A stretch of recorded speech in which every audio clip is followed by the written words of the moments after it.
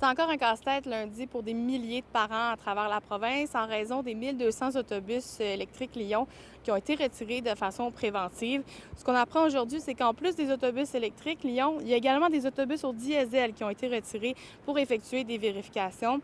En région, c'est surtout au Lac-Saint-Jean où la situation était plus complexe. Pour aujourd'hui, c'est 28 de nos circuits d'autobus qui étaient affectés, là, pour lesquels on n'aurait pas d'autobus scolaire ce matin. Donc, pour le centre de service scolaire du Pays des Bleuets, on ne parle pas vraiment de bris de service parce qu'on a été en mesure de remplacer certains autobus. Il y a tout de même des retards de 10 à 20 minutes pour 4 circuits dans les secteurs de Saint-Félicien, Normandin et Roberval.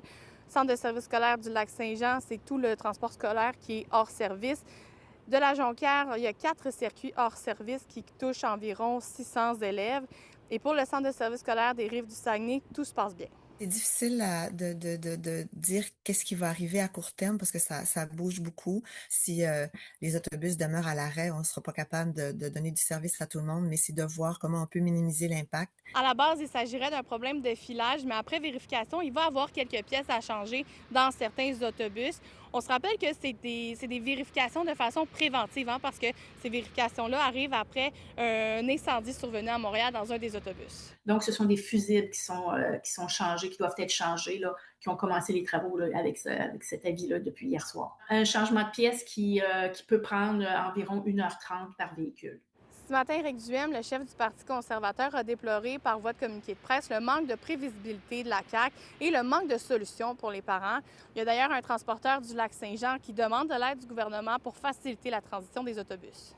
L'aide qui nous avait été coupée dans la dernière année, c'est là qu'on va voir que ça fait mal parce que les ressources de plus qu'on met, comme aujourd'hui, la journée d'aujourd'hui, c'est vraiment une grosse journée d'inspection. C'est des frais supplémentaires qu'on n'est pas habitué d'avoir dans notre domaine d'activité. Donc, le besoin qu'on a d'aide gouvernementale au niveau de l'électrification pour nos opérations qui a été coupées dans la dernière année, c'est là qu'on voit que ça fait mal.